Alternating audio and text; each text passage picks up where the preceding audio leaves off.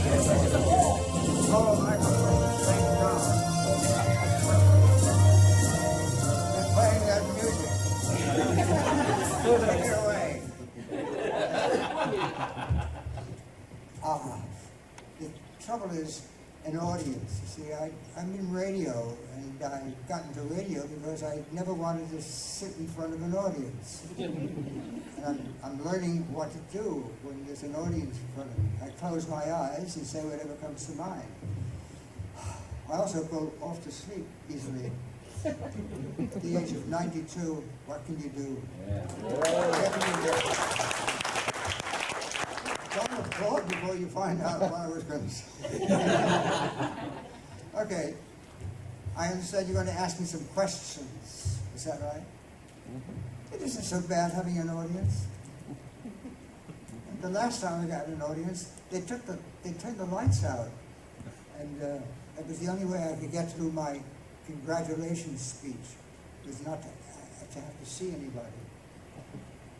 Now, you want to ask me an interesting question. I'd rather be answering that than my own inner worries, thoughts, despairs, horrors, hopes. Did I say despairs? I don't want to leave despair out. It's terribly important. You can use it almost anyway and get away with it. Anyway, this is how it is to be in front of a microphone. And I prefer a microphone, and one at a time. Do I see any raised hands? Do I see any cameras clicking? Do I see anything? Ah! I got a hand. You said you started out in radio. How was that experience?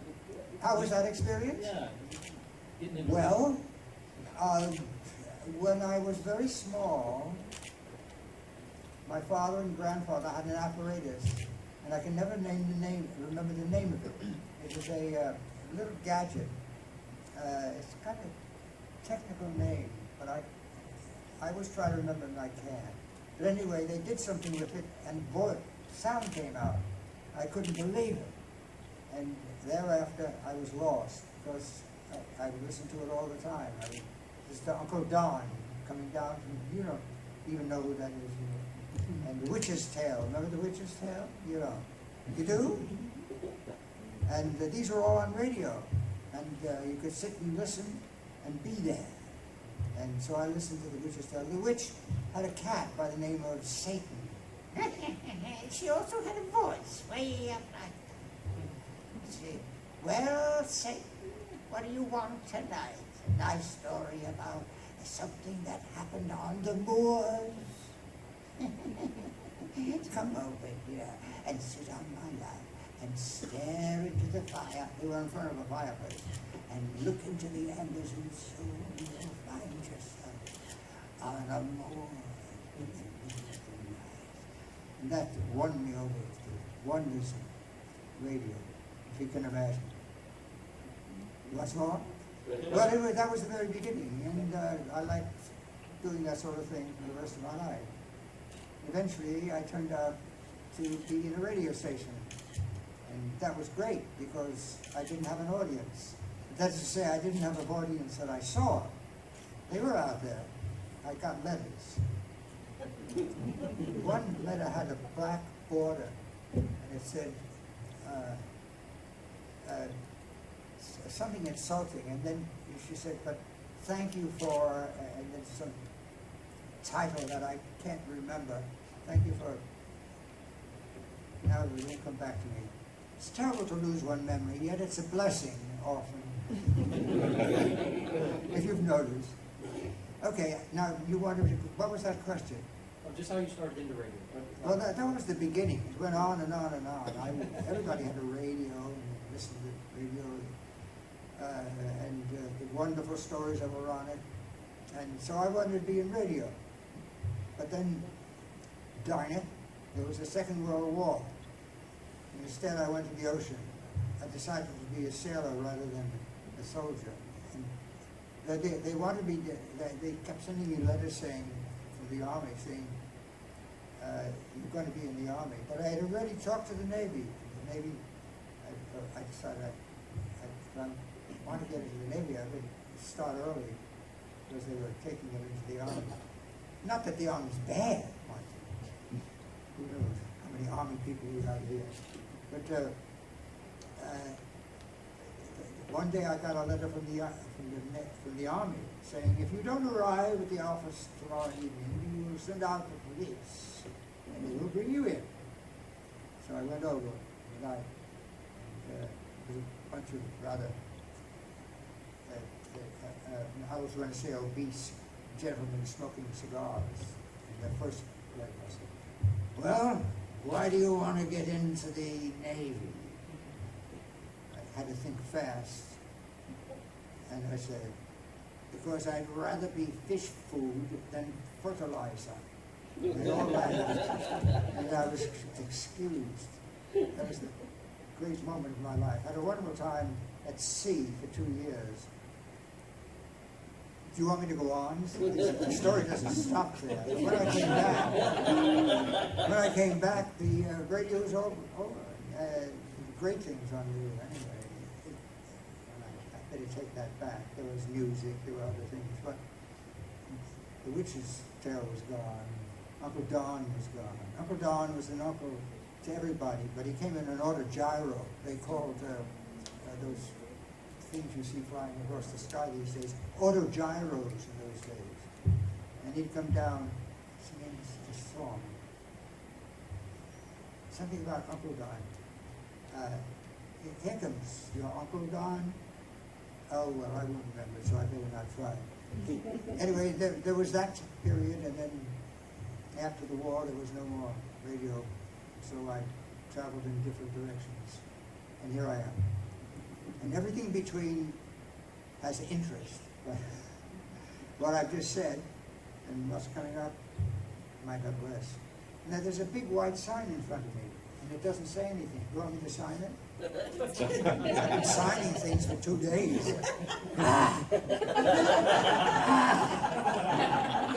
Why did you do that? I'd rather see it like this. I think they got it wrong. You getting my name? You know, it's a German name. It means farmer's field. But it used to have a T at the end, and it had a von in the beginning. But that was several centuries before that. Erik. But Erik, shall I tell you why it's Erik? My name is really Bernard. Bernard. New York Bernard. Can Bunny come out? And when I got into high school, there was a bunch of students that thought it'd be interesting to ask people what they'd rather be called. So I immediately said Erik, with a K. I said, why do you want to be called Erik with a K? I had just finished reading The Phantom of the Opera. Have you ever read the book? Yeah, well, the hero was the bad guy. Not so bad. And his name was Erik. And I thought, gee, it'd be great to be able to walk through walls and teach women how to sing and do all those other things. So I landed up being Erik. And here I am. It's a sad story. I think I better turn it around. It's getting sadder. Yeah. See? It's nice and white. It's purity. There's a little purity in the audience. Oh, there's a hand. No, thank God. What's the high point in your life? Tell us about the high point in your life when you... My high point? Yeah, when you became did the voice I think for this Ackbar. may be it. Then when you the voice for Admiral Ackbar. See, one thing I'm losing that is a kind of a godsend, and that is my hearing. Now I can't hear what a lot of people say. That's an advantage sometimes. Yeah, the voice of Admiral Ackbar. No. How did you do the voice? I'll stop talking so I can hear. He was asking how you became the voice of Admiral Ackbar. And can you do... You know, I can't remember. Well, yeah.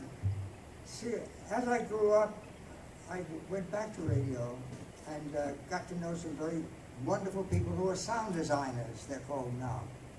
And they used to help me produce radio drama. And one, his name is, I forgot his name. He was a very famous one. And what was the question? How I got to be? Yeah, Admiral Ackbar. How I got to be what? Admiral Ackbar. Oh, Admiral Ackbar. So I was working in the studio at the George Lucas Ranch.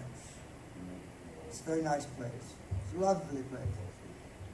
They do sound, lots of sound. And I was producing a play. The producer was doing the sound. But suddenly in the room came the fellow who did all the sound for the Jedi movies. What was his name? Who knows? Don't you know his name? Somebody, Williams? please? Huh? Ben Burtt? Ben Burtt. No. Bud? It begins with a B. And the last name has a B, too. It's Ben Burtt. Ben Burtt. No. Ben Burtt, yes. Thank you. Please stay around if I'm going to have to talk. I need some memory. How much is memory cost these days? I went to one and turned out to be a dentist. Still got some scars. Did I answer your question? I was getting toward it. How did I get to be? Oh, yes. So Ben came in and said, would you come over? You do voices, don't you? Yes, I do voices. And he said, well, come on in and maybe just, let's see what you sound like. So I went in and let them hear what I sound like. And I sounded like Big Fortuna. But the first thing I sounded like was Ackbar. He said, give us an audition. So I said, what kind of an audition? He said, that's it. Can you do It's a Trap? I said, it's a trap. It's a trap. It's a trip. No, he said, a trap. So I said, try this other one. That was Big Fortuna. That was a little more difficult because it was all in suites, is it? Anyway, I got the parts. 2 of them. And it was only a half hour. And since then I've been getting here and there. I don't go out to try to get them because I'm doing other things. But it seems like that's not enough for it to be the whole story. But that's how I got these 2 parts. I was really trying to do a radio drama, make him and drag me over there. And now you've got Kid Fortuna and what's the other guy? Ackbar. That's a trap. It's a trap. Come on, there must be another question. Is that a question over here? Oh, yes. Yes, sir. Did you get to see what Ackbar looked like before you actually voiced them, or? Did I know what Ackbar looked like? Yeah. Well, it's a strange thing. If you get into that profession, you get to be able to do things that you wouldn't ordinarily want to do or do. You get, they asked me how he should sound, and I looked at Ackbar, and I said, he's a fish. And they said, yeah. I said, well, he should sound like a fish a little bit. So I put a little saliva in my demonstration and read it, so trap. Well, we liked it, trap, but we didn't like that. And however, they did leave a little of that in it somewhere. Does that answer your question? Yes, sir. It did? I don't think I finished the story, but let's get to another one. Do you have another question? Why did I do it? Why did I stay there? Have you ever been to the ranch out there? Boy, beautiful, beautiful. Did you work for George Lucas? Wow. Wow? Do you have another question? No pause, no round of applause for George Lucas?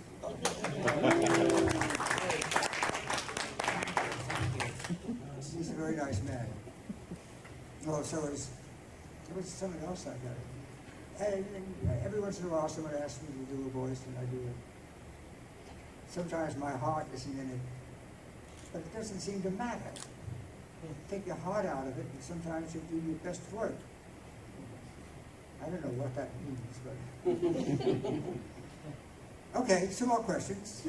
Something jolly, something funny. Out of all the characters that you voiced and all the stories that you've told, all the stories you've been on, do you have a favorite? Is there any favorite that you've had? You had an entire, sometimes 3 lifetimes. Yes, I did a story once of a character who was under the earth and he was trying to get out. and he didn't know what he looked like, but he was a horror. And he had to crawl up a long thing, had to get out. Finally, he got out and walked around. People were screaming with fright, screaming with fright. I said, wait, it's just me, it's just me, it's just me. And finally, I saw myself in a mirror, and I screamed and ran back into the house. Know the story?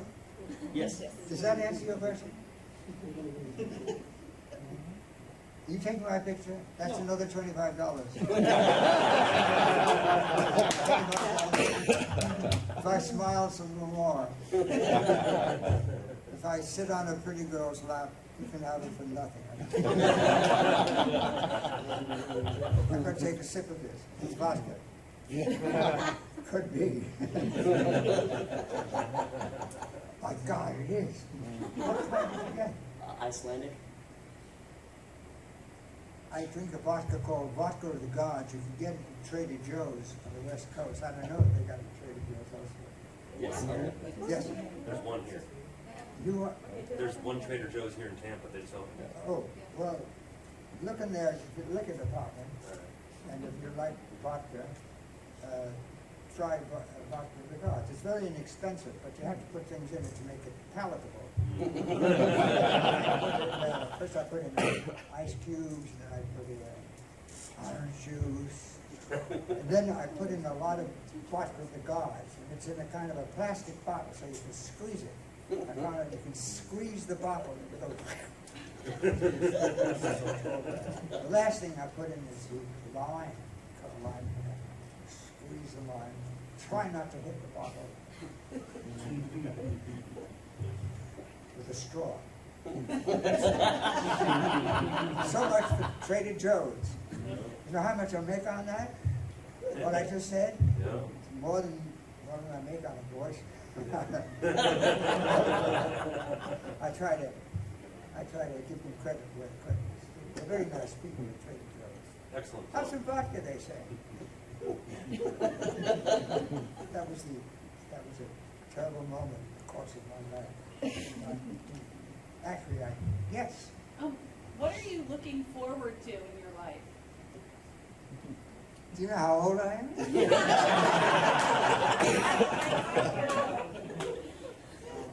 Do you want me to say something?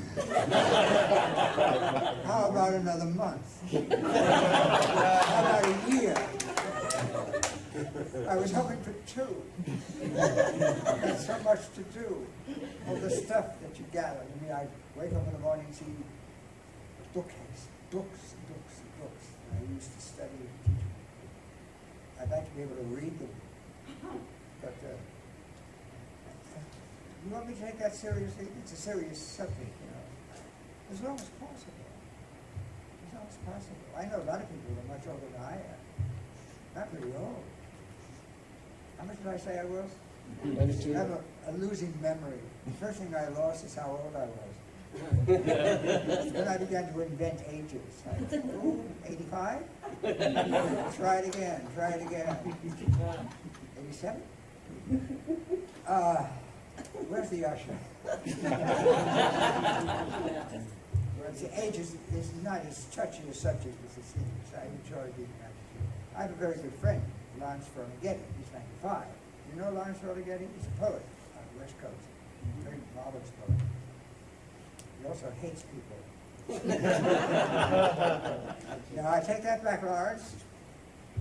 He's liable to hear this one day, then I'll really have a problem. Now, steer me a little bit more seriously about what you think I should be looking forward to. Ask a good question. I deliberately left it an open-ended question because I find when you ask people that, everybody will answer it differently, and that's what I find interesting. Oh, did you find what I said interesting? Yeah. It wasn't meant to be interesting. Well, you see, 93 is, I got another year. I was born in June. And we've had our June, haven't we? Mm-hmm. Then it gets to be July, then August, September. Da, da, da, da, da, da. No, that's not. September, November, December. And soon it's June again. So give me at least till next June.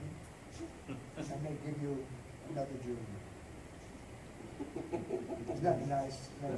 That's beautiful. Any more? No, it's a serious question. I should give you a serious answer. Was that serious enough? No, you look doubtful. That's just the makeup. Well, it's such an enjoyable thing to have an audience like you. Maybe I just want to go on. That's If okay. Lawrence can reach 95, I can reach 95. He says maybe. And I said, well, we'll see. Maybe we stay good pals, I'll learn how to do it. But there's so much to do. I do a lot of things that I like doing. And one of them is being here with such nice people. That was a surprise. I thought, autographs, people. And it turned out that people are really nice. They're a lot of fun. They laugh. They enjoy things. And that's a great pleasure. Great pleasure. And I mean that too. You know, so when you're dealing with things, you're talking to somebody, they say, yeah, okay, we'll try that. You sure you want that? Okay.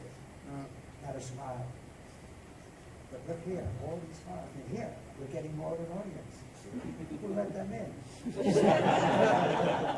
How many are there? I settled for just so many and no more. I'm glad you were here. You want to know what I was saying? You wouldn't believe it. How old do you want to be? No, they just laughed. How old do you want to be? Yeah. 18. No, like, how old? How long do you want to live? How long do you want to live? To what age? 90s. 90s? See, too many people want to be 90. Is it not a good thing? Well, you like to be different. When you walk around with people who are 95, 94, you don't stand out. Oh, he's only 92. Oh. Is there two? Is there two O's in that too? There's often two O's in two. What to do? Even do. Use another O. I'm avoiding a serious answer to your serious question. The question back there? Yes. I'm enjoying, where do you live? Where do you live? Where do I How live? much you have to travel? to Do get you here? want an address and a phone No. number? No.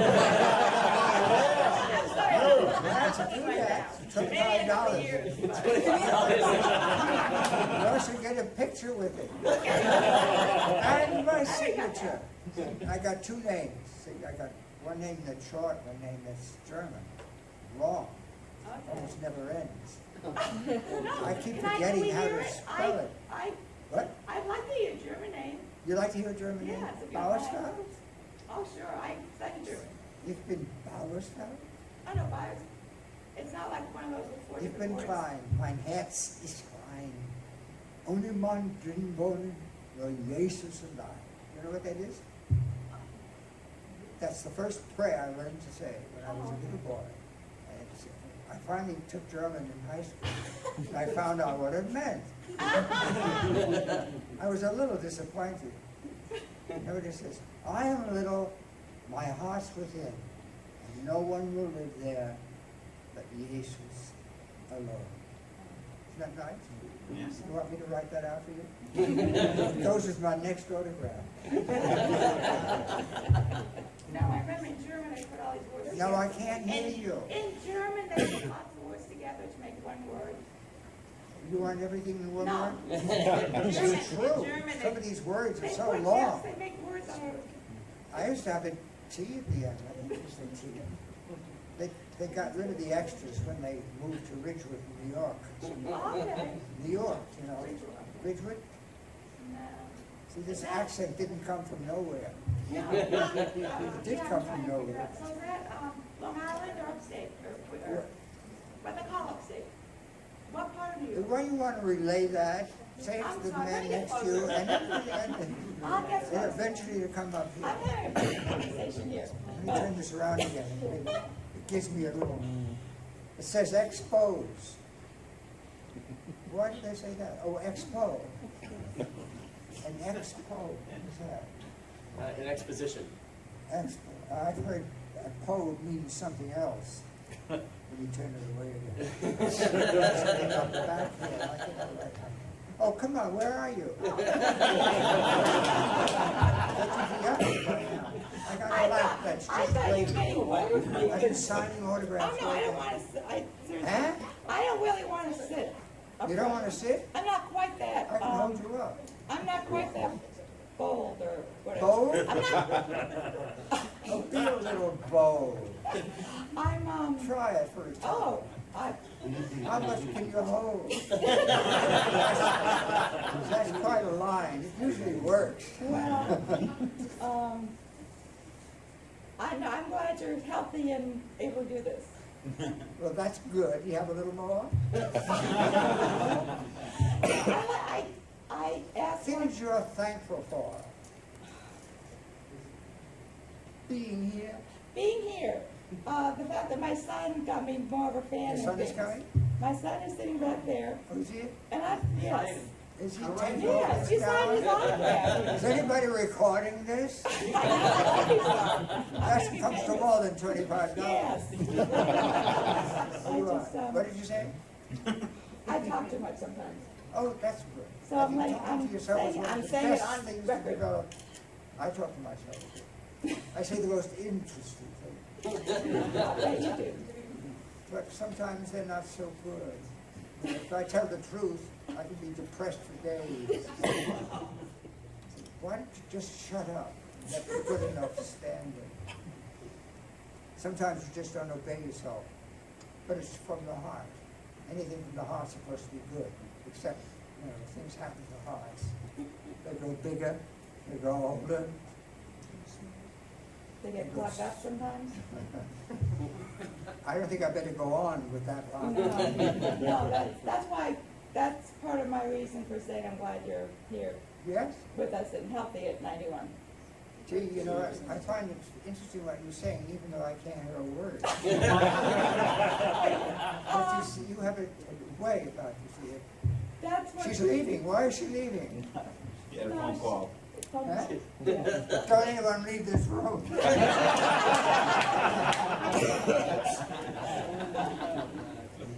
I've got pictures too. Taking pictures. My God, how much I'm making on this? Every flash you see, $25. $25. Did you say I have a flashy face? I looked in the mirror this morning and I couldn't believe it. It wasn't a mirror. It was a TV screen, but it was black. I thought, what is a mirror doing black? But when things are black, you see things in it. It's a nice thing to have handy. They are all right. Yes, I see a hand. I'll stand up for you. Oh, will you? Who am I? No. Oh, that's a good question. Actually, my question is, beyond Star Wars, did you do a lot of other voice work, or did you stay in radio? Well, I've done other voices. I was in AI. Oh, I have a picture of myself in AI. If you come by the table later, I can show you. But I got a strange part.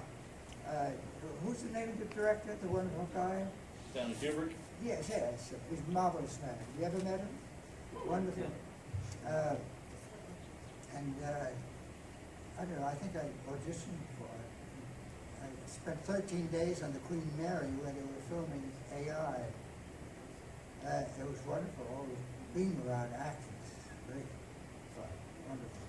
But I didn't know exactly what the person that I was portraying was like. I had a pretty good idea. In fact, it's a strange thing, you get to know after a while by just looking at a person, what they sound like. And it's usually come out to be the right way. Well, this guy was one of the unfortunate creatures that when they lose some part of their apparatus, that, you know, like you, where's that guy, that uniform? No, he's not here. You're not useful anymore. So they take you, have you seen AI? Mm-hmm. Yeah, you know the story. And so they take them up to the arena and chop them up. Everybody goes, "Way!" You like being chopped up. So I was somebody who was going to be chopped up. I was in an elevator with a lot of other people that were going to be chopped up. And so I did the lines. What's his name? Lightly. But then during these 13 days, I had a chance to improvise a little bit. And finally, I got called, and he sent over a page with some notes on it. So I started reading the notes. He said, "Hey, that's the wrong script." I said, "Well, come on over here." He came over. He said, "Oh, I'm glad I got over here." And I made a mistake. I said, "I'm glad too, Mr. Spielberg." And so he said, finally he said, he didn't have the rights for it, he couldn't find it. He said, "Well, just improvise. You're going into the arena, they're going to," oh yes. When I finally saw what I looked like, it was pretty horrible. It was just a head with streamers of stuff going down. It was ugly, horrible. And so he said, you're going to be executed now and say goodbye to your friends." So I said, "Oh, goodbye, goodbye, goodbye, everybody, goodbye." He said, "You're not supposed to be sad." "Oh, oh, goodbye, everybody, goodbye, goodbye." So he said, that's a take." I didn't thought I gave him much of a take, but he was very happy. Now, why did I get into that? Was that a question? That was a question. That was something, another one. Did I do another one? Yeah, I'm in something now that George Lucas is, no, it's at Lucasfilm. By one director, his name is Guillermo del Toro. Yeah. I hear he's a marvelous director, and I've seen some of the things they are. So I went over and did the voice. First of all, he wanted a woman screaming.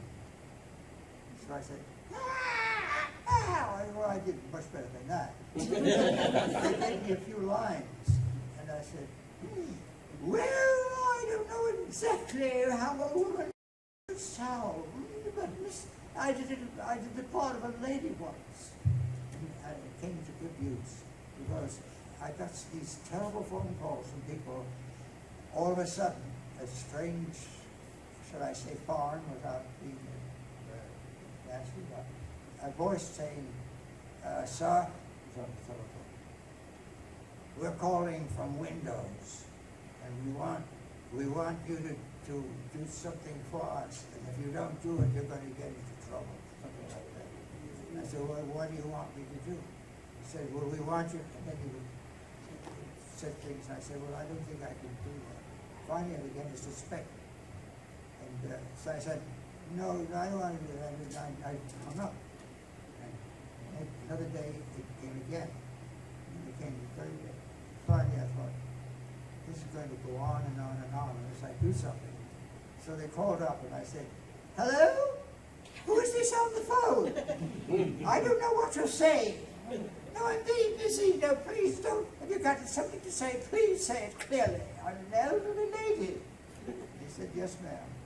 I said, "Now what do you want? My husband isn't here." "No, I know nothing about computers." He said, "All right, ma'am, then it's a very nice man. If you've got something to say it. Get out of here. Don't call back." And it went over fine. That's the voice of Dorothy Brett, who was a famous painter in Taos, New Mexico, a long time ago. She was a friend of D.H. Lawrence. Have you ever heard of D.H. Lawrence? Well, I'm doing a program now, a very elaborate program with all the voices that were around in that time. And Dorothy Brett did a lot of voice work for me way back in the 80s, I think. So I knew how to talk like her, way up there. And so I was able to use that voice to good advantage. Anyway, they stopped calling me I also called the police and they say, ask them what that number is. I said, can you tell me what number you are? And hung up. Ms. Bauersfeld, that's all the time we have. Ladies and gentlemen, Ladies please make and some noise.